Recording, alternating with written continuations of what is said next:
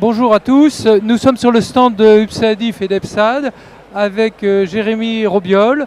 Jérémy Robiol, vous êtes économiste, vous êtes le directeur du développement de Xerfi, tout à fait. qui est une société d'études sectorielles, on peut la définir comme ça. Tout à fait, un cabinet d'études économiques et financières, voilà, exactement. Voilà, qui passe au scanner un certain nombre de secteurs. Pas uniquement de la santé d'ailleurs. Pas uniquement de la santé. On couvre à peu près tous les secteurs d'activité en France. On a un catalogue d'à peu près 1000 études et parmi ces 1000 études, on travaille effectivement de façon assez régulière sur le secteur de la prestation de santé à domicile. D'accord. Et vous êtes responsable de sa branche conseil et études. Exactement, exactement. D'accord. Je voulais d'abord qu'on revienne. Alors, on va parler de l'économie du secteur, évidemment, avec vous. Et je voulais d'abord qu'on revienne sur deux phénomènes récents qui ont impacté le secteur. D'abord, la hausse des prix et l'inflation. Ensuite, ou peut-être d'abord d'ailleurs, la crise du Covid qui a joué aussi beaucoup sur l'activité du secteur. Qu'est-ce qu'on peut dire des effets qu'ont eu ces vents contraires sur l'activité des prestataires de soins à domicile ? Tout d'abord, si on prend dans l'ordre chronologique, effectivement, la crise Covid a eu un impact sur l'activité, mais comme dans d'autres secteurs. Ouais. Alors, Dieu merci, le secteur de la prestation de santé à domicile était considéré comme un secteur dit essentiel. Donc, il y a eu une continuité de service et une continuité d'activité. Néanmoins, on a tout de même vu ici ou là un certain nombre d'impacts à la baisse de l'activité dans le secteur. Et deuxième effet, j'allais dire, au sortir de la crise Covid, avec la crise russo-ukrainienne, ouais. L'impact sur les coûts, et notamment un impact très fort sur les coûts qui jusqu'alors étaient finalement assez peu volatiles. Je pense notamment aux frais de l'énergie, je pense aux frais d'électricité, je pense ouais. à l'augmentation des loyers. Ouais. Tout un tas de coûts finalement qui ont très fortement impacté le secteur et qui ont eu une espèce d'effet ciseau finalement, avec d'un côté une activité qui tente à se stabiliser, voire sur certains segments tente à se réduire, et à l'inverse, des hausses de coûts très importantes qui ont impacté le compte de résultat des acteurs du secteur. D'accord. Est-ce qu'on peut dire que le secteur des PSAD a été plus impacté par l'inflation que d'autres acteurs de santé ou pas ? Alors, pas forcément. Si on regarde l'ensemble des acteurs de la santé, on se rend bien compte qu'il y a eu une hausse des coûts dans tous ces secteurs-là.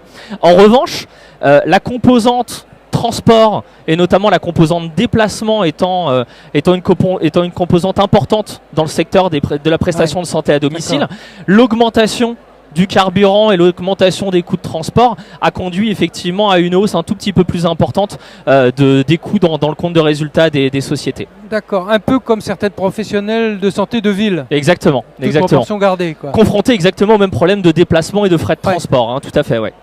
D'accord. Et puis, alors, je voulais aussi qu'on revienne un petit peu. Alors, on présente le secteur des PSAD à juste titre comme un secteur très, très dynamique, en plein essor. Parfois le régulateur s'en inquiète un peu d'ailleurs, et en même temps on annonce des plans sociaux dans le secteur. Est-ce qu'il n'y a pas là un paradoxe ? Et sinon, comment l'expliquer ? Alors c'est très paradoxal, effectivement, je vous rejoins là-dessus. Néanmoins, quand on regarde un tout petit peu dans le détail l'évolution de la structure économique du secteur, on se rend bien compte qu'il y a des phénomènes de concentration qui sont en train d'agir, des phénomènes de concentration assez importants. Des petites sociétés qui se font racheter, soit par de plus grandes entreprises, soit par des fonds d'investissement. Les fonds d'investissement pénètrent de façon assez importante le secteur, ce qui conduit à une financiarisation justement de ce secteur-là, et avec une nécessité derrière d'engager des investissements qui sont importants pour aboutir à une espèce de taille critique et conduire à des économies d'échelle, à des synergies, etc. pour justement contenter d'une certaine manière, vous parliez du régulateur, contenter un tout petit peu le régulateur par rapport à l'activité qui est générée. D'accord, vous voulez dire qu'on voit se produire dans le secteur ce qui s'est produit dans les cliniques privées il y a 20 ans ? Par exemple. Ouais. Alors, pas de façon aussi massive. Il y a encore beaucoup d'acteurs qui restent avec un actionnariat indépendant. D'ailleurs, aujourd'hui, il y a une fédération qui s'appelle l'Union des prestataires de santé à domicile indépendants. Donc ça signifie bien il reste un certain nombre d'entreprises qui restent indépendantes dans le secteur. Néanmoins, effectivement, il y a une tendance aux acquisitions, il y a une tendance à la pénétration des fonds d'investissement dans le secteur. Peut-être parce que le secteur est porteur. Alors le secteur est porteur, alors même si j'aime pas ce terme-là, le secteur est plutôt rentable. En tout cas, a une promesse de rentabilité qui est plutôt intéressante pour des fonds d'investissement. Néanmoins, attention, ça ne veut pas dire que la santé économique et financière du secteur est bonne. D'ailleurs, je me porte en faux par rapport au discours qui laisse penser que un secteur peut avoir une bonne ou une mauvaise santé financière. Il faut toujours replacer la santé économique et financière d'un secteur par rapport aux investissements qui sont à réaliser. Et on le voit d'ailleurs dans ce secteur-là, plus d'ailleurs que dans d'autres secteurs de la santé, les investissements demandés sont importants. Les investissements en innovation, les investissements en R&D. Et donc il faut toujours mettre au regard ces investissements-là avec la rentabilité du secteur et avec, on parlait de financiarisation du secteur, avec la rentabilité du capital. C'est-à-dire que pour avoir des investissements, pour avoir des investisseurs, il faut aussi que le secteur puisse rémunérer correctement le capital. Et donc, pour cela, il faut générer du cash flow, il faut générer de la rentabilité. D'accord. Ok. Concernant alors parce que un secteur comme les prestataires de santé à domicile, c'est bien sûr des actionnaires, des employeurs, mais c'est aussi des salariés et des métiers. Est-ce qu'il y a des métiers en tension dans ce secteur? Alors, et si oui, lesquels? Je vais peut-être pas rentrer dans le détail des métiers. Ouais. En revanche, ce qui est sûr, c'est que si on essaie de prendre un peu de hauteur par rapport au secteur dans son ensemble, il y a de vraies tensions sur le recrutement en ce moment, mais au même titre que beaucoup d'autres professions de santé aujourd'hui, vous parliez des infirmiers et des infirmières tout à l'heure, effectivement, on est confronté exactement au même problème. Le souci dans ce cas précis, c'est que ça génère des surcoûts supplémentaires, c'est-à-dire que on parlait des coûts qui étaient extrêmement volatiles depuis 2-3 ans, la masse salariale et notamment les salaires le sont aussi depuis maintenant plusieurs années pour attirer évidemment dans son entreprise les meilleurs talents, mais aussi pour les retenir, pour les fidéliser, puisqu'on voit que le turnover est de plus en plus important dans les entreprises. Donc voilà, problème de recrutement, problème de fidélisation qui conduit inévitablement à des surcoûts en termes de masse salariale. D'accord. Un des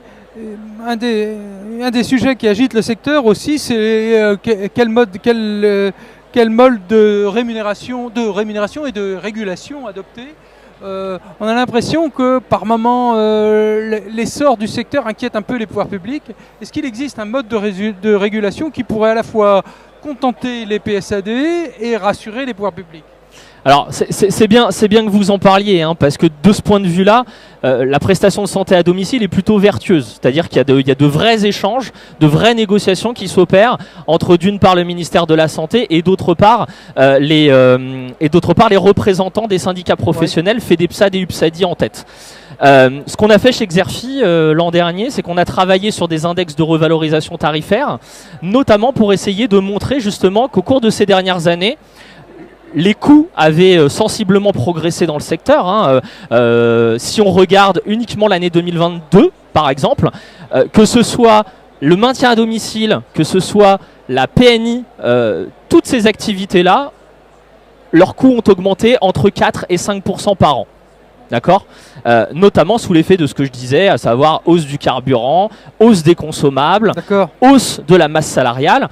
Et donc dans ce cadre-là, effectivement, on a une activité qui est plutôt dynamique, on a des coûts qui progressent fortement et de temps en temps plus fortement que l'activité. Et donc il faut trouver un moyen, représentants des syndicats professionnels et ministère de la Santé, pour essayer de trouver un juste équilibre entre la rémunération des hausses de coûts finalement, et de l'autre, la gestion de cette croissance qui effectivement inquiète un tout petit peu les représentants des pouvoirs publics, compte tenu notamment des objectifs en termes de déficit public et de réduction du déficit public, notamment de l'assurance maladie. Vous avez l'impression que les autorités sanitaires notamment réussissent à penser sur le long terme actuellement ou Pas suffisamment. elles sont prises quand même pas mal dans le guidon, mais Pas suffisamment, pas suffisamment.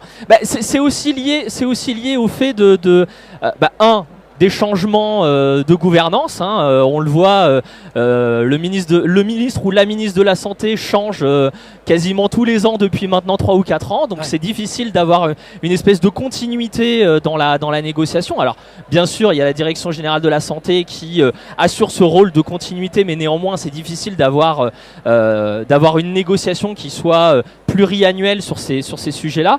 L'autre sujet, c'est la loi de financement de la sécurité sociale, qui est revue et revisité tous les ans, et donc dans ce cadre-là, il y a des négociations tous les ans qui s'opèrent entre les partenaires sociaux et le ministère de la Santé.